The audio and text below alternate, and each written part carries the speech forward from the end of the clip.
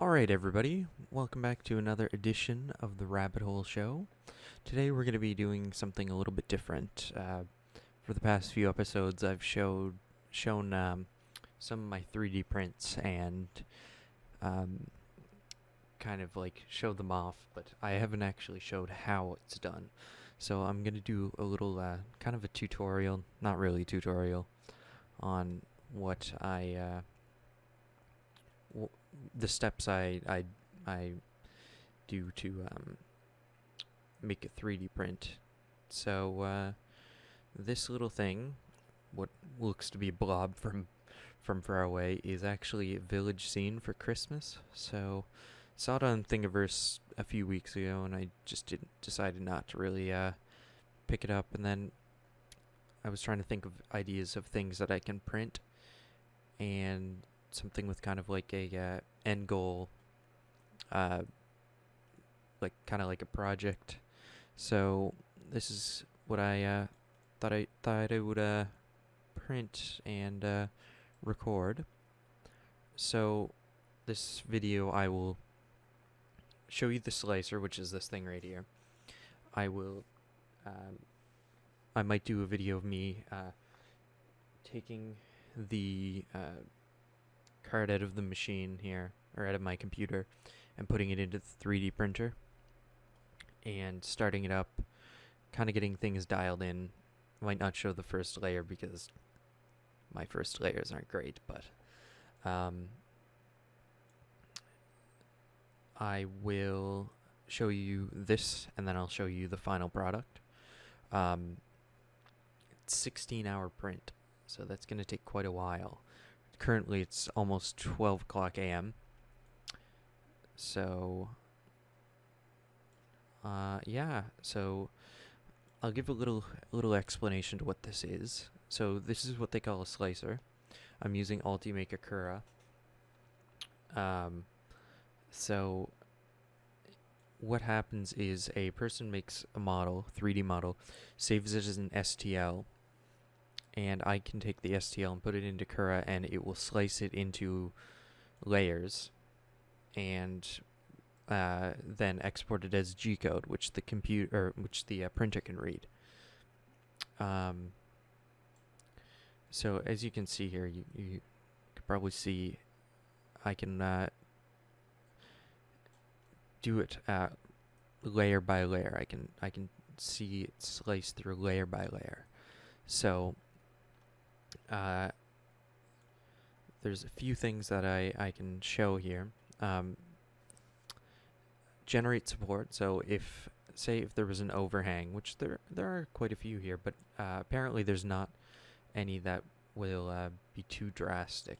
If there is a very drastic overhang, you have to generate supports, so it gives your object something to build on, so it's not printing in midair. See, like here, I would think that you would need supports, but maybe not. We'll see what happens. It might just come out as spaghetti, but we'll see. Build plate adhesion, I actually had this as brim, but that's only if you have kind of a skinny and tall thing that you need like something to support it at the bottom. So if you look here, I'll slice this again. It's going to take a little bit because this object is quite large, and for some reason Cura isn't too quick lately. So see here, it makes kind of like a rim around the outside, or brim around the outside, I should say, and allows it to give it a little bit more surface area to stick. But I think we're good to just go with the skirt. So I'm going to slice that, send it over to my micro SD card here, and then I'll throw it into the printer, and we will start this print. Might do a recording of it starting, and then I'll do a recording of it maybe whenever I wake up in the morning, because it's going to be like probably 8 hours in, halfway done by the time that I wake up. So we'll see. We'll see what's done by the time I get up in the morning. I will record it. And yeah, so let's hit save to removable device. And here we go. Alright, so we are about 40 minutes into the print. This is what it's looking like. It's got a little bit of bumpiness. I did turn down the flow rate a little bit, or I guess the flow, not the flow rate. But yeah, we have 15 minutes, 15 hours, 57 minutes, sorry. As you can see, it's doing okay. It's looking good. Hopefully, with more layers, that will even itself out. But yeah, it's kind of getting blurry here. But I think the reason why it's kind of transparent on the first layer is because of the filament I'm using. But yeah, so far so good with all this. Alright, so it's a new day, and we've got some problems. So, you can see here, everything is falling apart there. Seems like there's been a layer shift here. I don't know if you guys can see that. We were 10 hours and 5 minutes in, but this kind of stuff happens with 3D printing. And all that we can do, peel this off and restart. So I'll do that, and we're gonna start the 16-hour timer all over again. So I don't know what happened here. Like, if you look, I don't know if you guys are able to see that a little bit. You can see the hole doesn't line up, and if you look over here, there's a big gap, and all this stuff was like messed up. So I'll restart, and I will get back to you guys whenever we're around 50%. Alright, so it looks like we're about an hour into this. You can see there, 58 minutes. It's doing alright. Not the greatest looking first, second, third layer.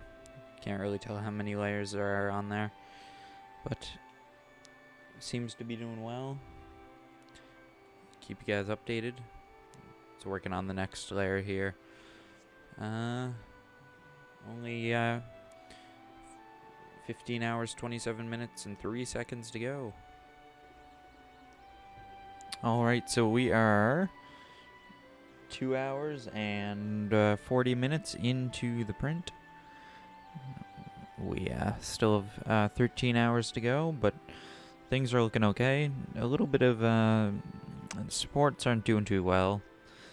It's a little bit crunchy with the supports, but in my experience it's okay whenever that thing happens. So we'll see. We've only got 6% down here.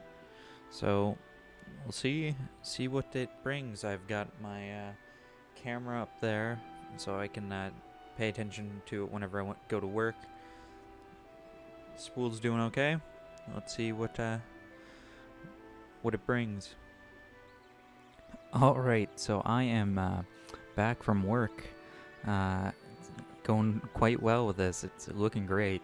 We only have 2 hours, 30 minutes to go. I don't know what that means there. That says 12 minutes. Oh, no, that's 12 hours, 46 minutes. That's how long it's been going for, 12 hours. But things are going well. Drawing quite close to the end. Lots of filament left. I kind of did a little bit of a recording of it from the camera that I have up there, and I might throw that in. Anyway, so 78%. probably 2 hours and a half, I'll bring you guys back in and we'll demold this, or I guess debed it. Anyway. Alright, so we are all finished of the 3D print here. It's a brand new day. I fell asleep in the final 2 hours of waiting for the print. This is my work surface, so if you see paint marks or super glue marks, that's why. Alright, so this is our final product. I'll get more close-up shots after I break this free, but it's still on the print bed, as you can see, and it's locked in pretty tight. So the way that I usually release it is I find a spot that would be kind of inconspicuous. So right here is a good spot, and I actually place a tiny little flathead screwdriver underneath, and then I take this part of my needle nose pliers. Let's see if I can. I don't think I can get in view here of what I'm doing. 1 second. Maybe. There we go. So I kind of get it down in there, and then I give it a few good taps. So.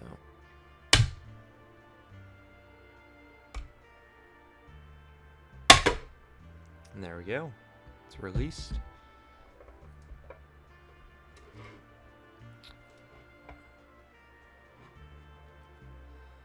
A few of these trees are kind of a little bit not well put in, but put the print bed over there. Yeah, it's looking good. You can't really see it on this camera, I don't think, but looks good. It's a little bit iffy in some parts, but other than that, I like the way it looks. Now, you're supposed to install lights underneath here,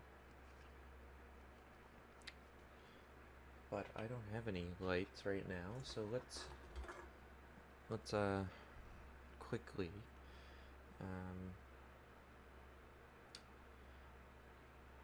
turn off this bedroom light,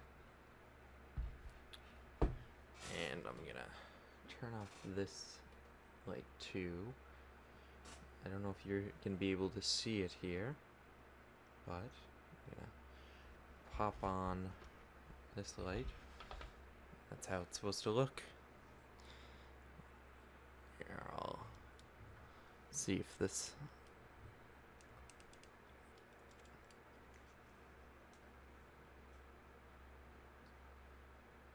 it looks awesome, I think. The little trees, little houses that shine.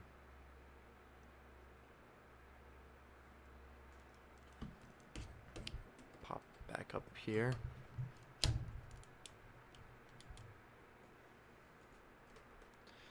Yeah, so anyway, this is the final product. I'll pop in a few pictures of what this will look like, but I'm really happy with how it came out.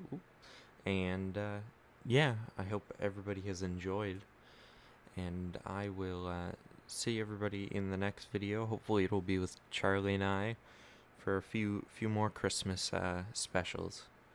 Anyway, see everybody next time, and yeah, please like and comment, subscribe if you like, and I will see you next time.